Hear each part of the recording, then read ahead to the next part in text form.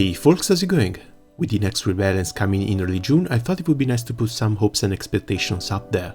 Maybe make another little bingo card too. The characters this time around are going to be Anthuria and Percival for fire, Narmaya and Aglovale for water, Threo and Valentine Medusa in earth, Gawain and Carmelina in wind, Fille and Seruel for light, and lastly Vira and Olivia in dark. Overall quite a nice selection, even if this means Song is still on the waiting list. Well, let's begin from Anthuria and work our way down. The Fire Fox comes in as a dodge-based support with 2 dances lasting 3 turns each, in which she either buffs all allies with a 15% uplift and granting hype in case she dodges, or inflicting a double attack and triple attack down on all foes while granting all allies a 500 HP shield and healing them by 1500 HP should she dodge. That's her whole kit. She does have a way to increase the chances the enemies will attack her, but it's a 2 turns hostility buff on a 4 turns cooldown. For comparison, her summer version has a bit of a worse uptime on her hostility up, 3 turns out of 7, but she doesn't need to be targeted for her buffs to take effect. And if she does, she has a higher passive dodge rate that's also going to trigger a heal and clear. Not to mention way better buffs in the form of Ardern Dance, which I think you can upkeep indefinitely with the right partner. Now, while it's improbable that her standard version will receive a similar kit, I think it's likely that she'll stay a dodge-based support. I don't mind the switch between offensive and defensive support options either, but she needs to bring a lot more to the table. I would like to see her dances get turned into stances or linked skills, either with an unlimited duration or consuming charge bar for each turn they're active. So her Alluring Step could buff uplift and hype each turn, as well as grant an extra effect on dodge. For example, buffing more hype, granting a 10% charge bar to all allies, or inflicting a small nuke plus burn or blind. Of course, the more the better here. If she actually gets anything similar to Ardern Dance, I will be the first to cheer. Captivation, on the other hand, could grant all allies a 1000 HP heal and a shield on top of it each turn, while inflicting double and triple attack down, or better yet, stackable double and triple attack down, and possibly a delay too upon dodging. I actually kind of like Dance of Delirium, even if it's not a full substitute plus dodge. Her Ogi and passives are also very weak, only a 10% boost to dodge rate on both sides, and these never stack, each dodge works on its own chance. Fingers crossed she gets something decent and comes back to see some play in teams that like to spam charge attacks, or as a buffer for melee teams with Gandagosa, Mugen or Renaissance, for the poor fellas who are not blessed with a ship on their roster yet.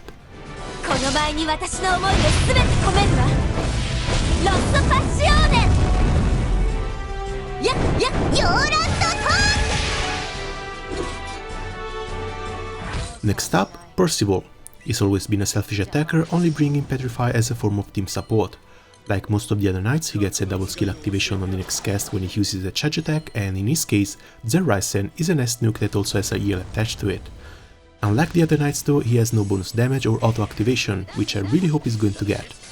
Auto-casting his first skill after the boss's charge attack would make EX plus OTKs so easy.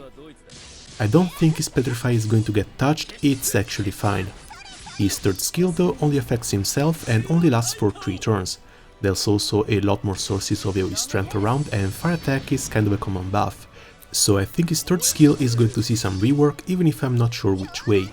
Passive wise, Kingly Aura doesn't stack with Shiva's own boost to fire attack, and I strongly doubt he's going to be the first non-limited character to get that effect for the whole team.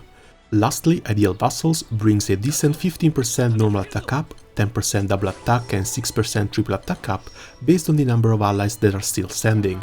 This one I can see just getting a now effect all allies or now effect all sword specialty allies in the patch notes, if they want to keep pushing for that Fire Knight's team. As for the rest, I would like to see him play a bit more around the idea of interacting with his vassals to bring out more power. Maybe under the form of a stacking mechanic, gaining resources when buffed or healed by other allies. Mostly I just want that automatic skill activation though.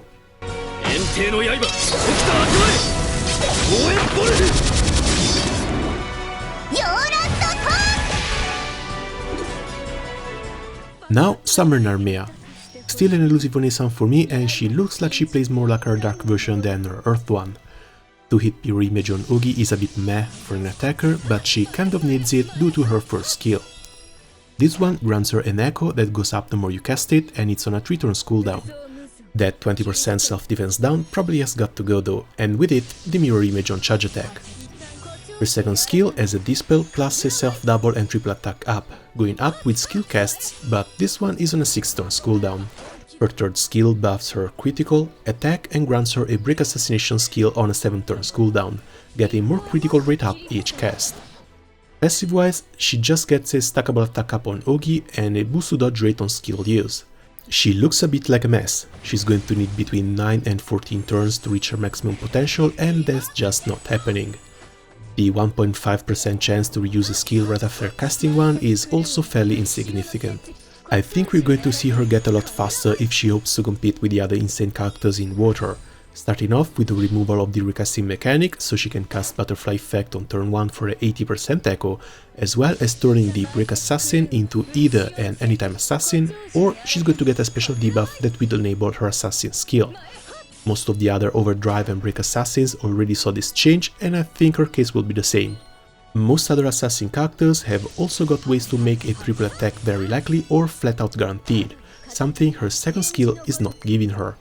I would want to see the TA being added to either her first or third skill though, leaving the second skill as a Dispel plus another buff or another decent self buff. I wouldn't mind more dodge and counter here, if she still has to stay as somewhat of a tanky character.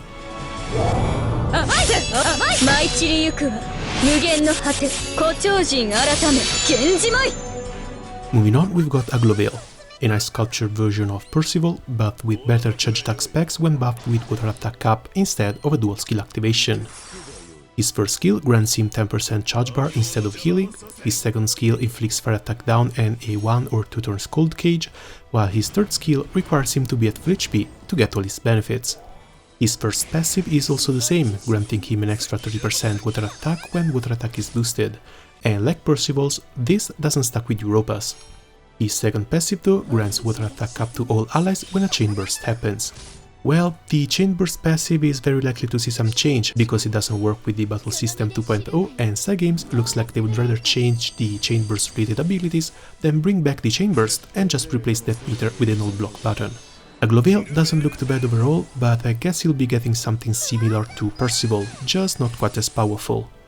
Percival is still a 5-star character after all, and the rank cap has to account for something.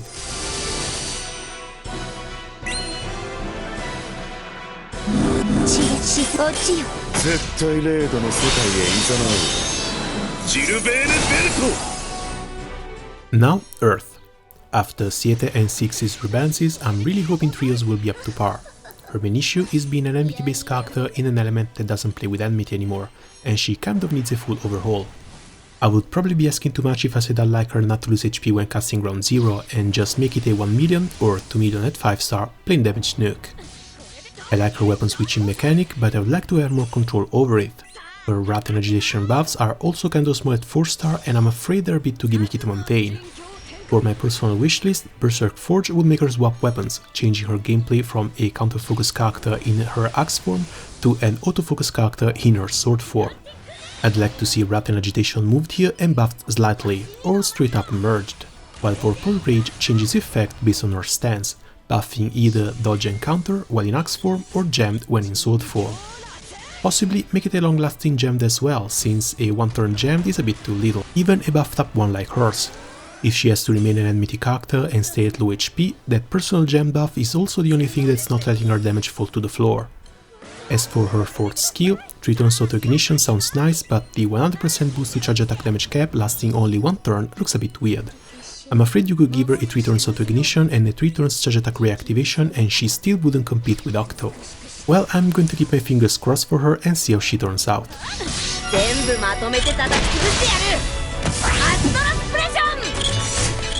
The second Earth character is Valentine Medusa, and I've already touched briefly on her when considering the Analytics characters. Her best feature is a 50% boost to charge bar, also coming with a 30% boost to charge attack damage and 10% boost to charge attack damage cap on her 3rd skill. This effect can only be activated during the 3 turns Amplifier Prism is up, and her Stare Stiff effect works directly against that. Her second skill, simply inflicting poison and having a 10% damage cap boost against poisoned foes, is also kind of weak, even if it does enable her 40% boost to charge attack damage and 10% boost to charge attack damage cap from her passive. Considering she's a Valentine limited, I bet she's going to get some premium treatment and rise above her other 2 versions, but I have no idea where they would even begin on her. Standard Medusa already brings buffs, debuffs, poison, counter on dodge or damage and echo, and she's a very decent support. Hopefully Valentine Medusa is going to get her kit straightened up so her Star Stiff stays on skill only, maybe turning the Star Stiff from her charge attack into an accuracy lowered instead, so her Amplifier Prism can actually work a bit better, and she's going to pair nicely with the Rising Force MC and have some nice mosh pit plays.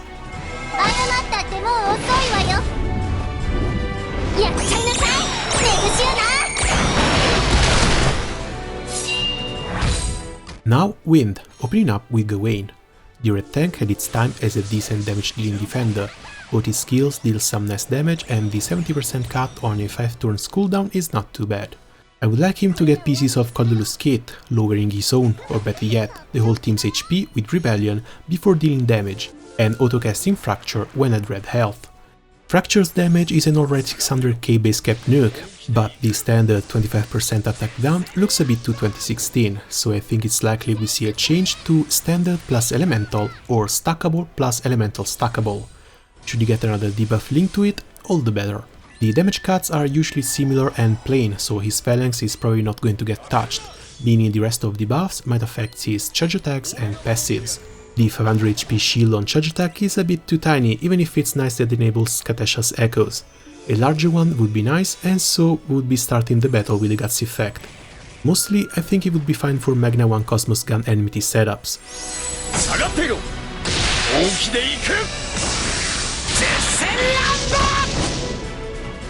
As for Carmelina, she is the only Wind SSR Draft, and one of the characters you can get from your starting 10 draw. Plus, she's cute as hell, and I would love for her to get a nice big buff that can bring her under the spotlight again. Right now, she's just a worse Dark Fencer, but she has the potential to become a real powerful debuffer, possibly even an alternative to Urius in Lucy high level teams. The mirror image on Ogi isn't so bad as it prevents some non-AoE damage, where Hoops though needs a big change, not even as sub characters inflict 10% defense down anymore. I would like to see this go to stackable defense down and possibly add a stackable attack down too. Double and triple attack down can stay as it counts for the number of debuffs. Gravity on her second skill is great and could even stay like that.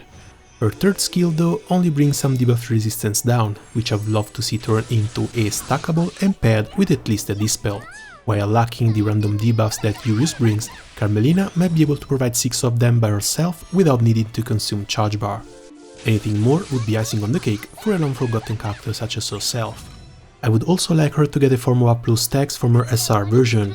With short cooldowns on her skills, she's going to pair well with Lumberjack and Lashia for the extra nukes, as well as gaining passive buffs from it. She's another one I'm going to keep my fingers crossed for.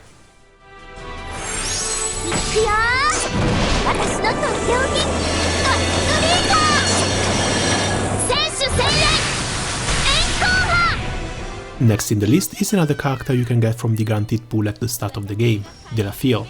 She's already received the rebalanced once, but clearly that was not enough. She's the third character in this list whose Ogi grants a mirror image, and this sort of coincidences are always suspicious. It could mean nothing, it could mean that everyone is getting them changed.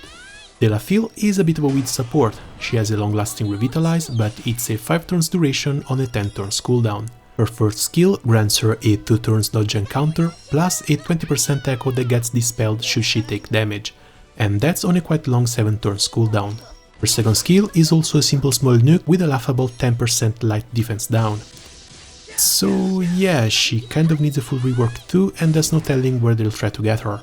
Both her other versions have the Jewel Glitz single target buff as well as a 40% repel, and both dislike being hit. Her summer version has increased dodge, and the Earth one has a lower threat level. Like Fille might actually turn into a dodge and counter based healer then. She's still a duelist, so I think it kind of fits her theme. The echo staying up until she gets hit can probably stay if it stacks with other AoE echo buffs, like Ilsa's or Hull and Mal's, but she would need a way better uptime on her dodge and counter as well as some better AoE tanking capabilities, maybe an AoE cover plus reflection. It's going to be an interesting one to see.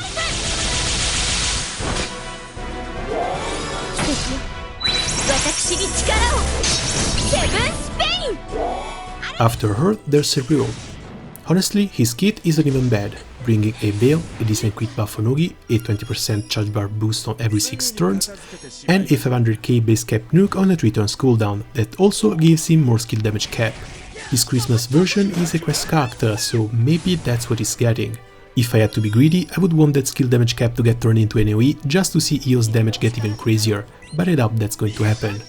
Also, that charge bar boost to be turned into a 2 or 3 turns 15% uplift, but that's about it.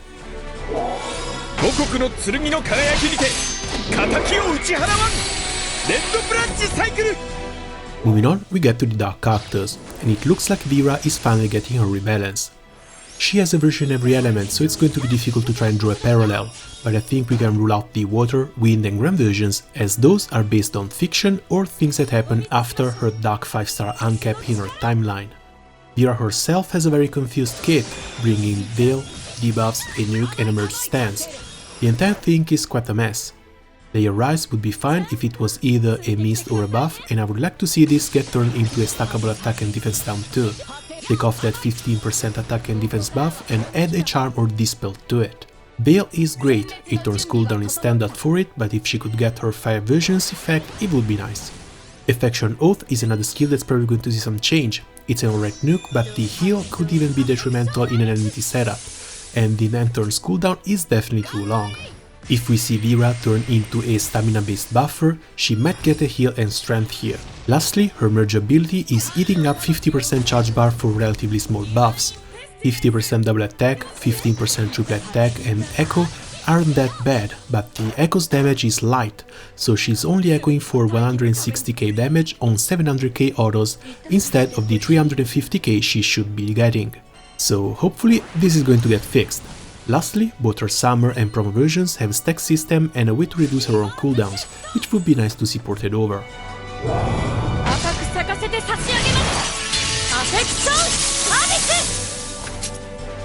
The last one in the list is Olivia, the Dark Angel.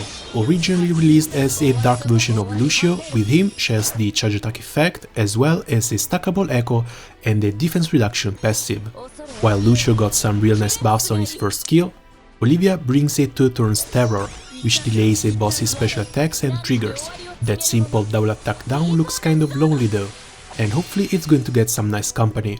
Her second skill, even if it has an 8 turns cooldown, still brings a double delay, which can be very valuable even if it doesn't hit as hard as Lucio's. Nevermore also needs to be brought up to his standard, as a small crit buff and a 30% triple attack up is nothing compared to a 90% echo, guaranteed triple attack, 100% elemental damage cap and 100% debuff resistance for 2 turns. Her second passive also only grants her a 10% damage amplification instead of Lucio's Wings of Justice stack, which won't take long to reach level 6 and granting 100% double attack, 45% triple attack, 30% attack up, 20% damage cap up and a 1k heal per turn refresh. So Olivia really only has 2 ways she can go. The first is being a Lucio mirror, with similar mechanics and self-buffs but focused on debuffing the enemy rather than buffing the team. Or she can get a big rework, which gives her her own identity. I've heard people say they expect her to get the 30% increased dark attack passive for the team, but I'm afraid that's going to be reserved for a future playable Seruel.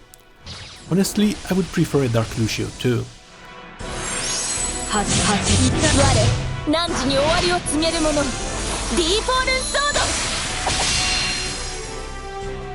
So here's the bingo card I've put together for this. It's a bit more mixed than the anniversary one, but it's going to be fun to see how many squares I get to cross off this time. It looks like this is going to be one hell of an interesting rebalance patch. I'm mostly hoping for Anthuria, Carmelina and Olivia to get some decent buffs. Let me know which ones you're keeping high hopes for in the comments, and I guess I'll see you guys soon enough. Ciao!